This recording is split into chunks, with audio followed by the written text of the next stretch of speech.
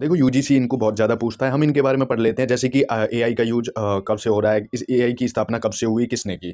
देखो सबसे पहले हमने एआई लिख दिया है, क्योंकि ये इम्पोर्टेंट है और बहुत ही इम्पोर्टेंट है। आर्टिफिशियल इंटेलिजेंट पूरा नाम है एआई का। एआई का मतलब मशीनों को इंसानी दिमाग की तरह सोचने के काबिल बनाना, ठीक है? मशीनों को एक बुद्धिमत्ता देना। इसकी स्थापना किसने की? एआई के जो पिता है जॉन मैकार्थी को बोला जाता है। एआई के जो पिता हैं वो किसको बोला जाता है? जॉन मैकार्थी को बोला जाता है, लेकिन एलन ट्यूरिंग ने इसकी नींव रखी थी।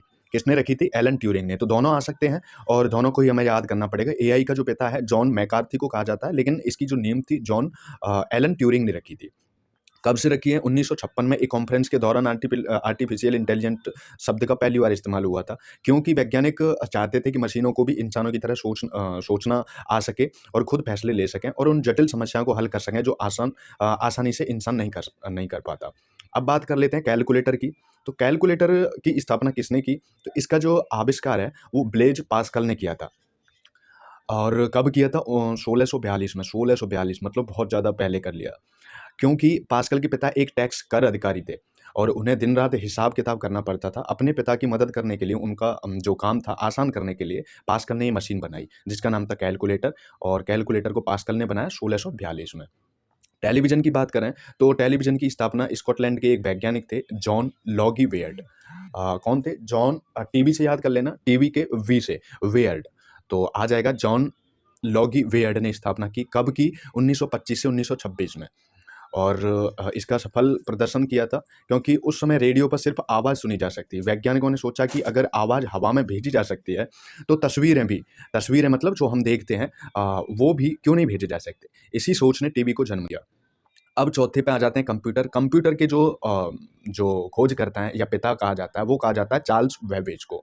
चार्ल्स बेबेज ने इसकी खोज की थी। कब की थी? 1830 के दशक में की थी और इसका डिज़ाइन था वो बनाया, उसका नाम रखा था एनालिटिकल इंजन का डिज़ाइन तैयार किया था। लेकिन इसका जो पूरी तरीके से इलेक्ट्रॉनिक डिज़ाइन था, कंप्यूटर जो बना था, उसका नाम था एनाक और ये 1945 में बना था। तो हम इसी से याद करेंगे कि पहला जो कंप्यूटर था उसका नाम था ENIAC और ये एक इलेक्ट्रॉनिक कंप्यूटर था और ये कब बना था? तो ध्यान रखो 1945 में बना था, लेकिन इसकी खोज 1830 में हुई थी। तो हम यहीं से याद करेंगे कि 1945 में पहला कंप्यूटर बना था और इसका नाम था ENIAC। लेकिन इसकी जो पिता हैं वो चार्ल्स बेबेज हैं, इसका याद रख लेना। क्योंकि शुरुआत में इसका मकसद था इंसानों द्वारा की जाने वाली गलतियों को सुधारने के लिए और बड़ी-बड़ी गणनाओं को तेज़ी से करने के लिए। पहले कंप्यूटर का जो नाम था, पहले इलेक्ट्रॉनिक जनरल पर्पज़ कंप्यूटर का नाम ENIAC था। ENIAC का फुल फॉर्म है electronic numerical integrator and computer. एक बार और देख लो, electronical numeric integrator and computer था। यह एक कमरे जितना बड़ा था। कितना बड़ा था? एक कमरे जितना बड़ा था। अब मोबाइल फ़ोन की बात कर लेते हैं, तो मोबाइल फ़ोन की जो स्थापना है, किसने की थी? मोटोरोला कंपनी के मार्टिन कूपर ने। मार्टिन कूपर ने कब की थी? 1973 में की थी, क्योंकि उस समय फ़ोन तारों से जुड़े हुए रहते थे और गाड़ियों में लगे रहते थे। मार्टिन कूपर चाहते थे कि इंसान जहाँ चाहे वहाँ से बात कर सके और तारों से फ़ोन बंधे ना रहें।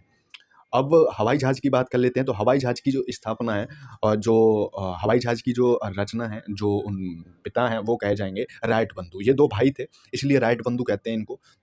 और इन्होंने 1903 में पहली सफल उड़ान भरी थी। कब भरी थी? 1903 में पहली उड़ान भरी थी और हवाई जहाज़ के इनको ही पिता कहा जाता है, राइट बंधु को।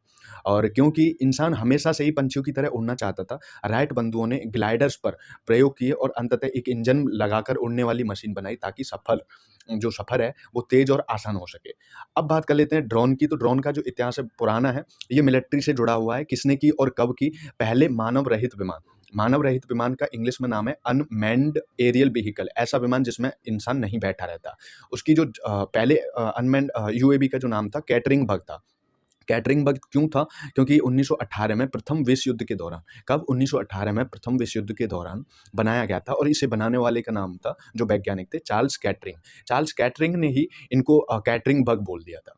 ठीक है? 1918 में यूएवी बना और ड्रोन नाम कैसे पड़ा इसका देख लेते हैं कि 1935 में ब्रिटेन ने एक रेडियो कंट्रोल्ड विमान बनाया, जिसका नाम रखा था DH-82B क्वीन बी।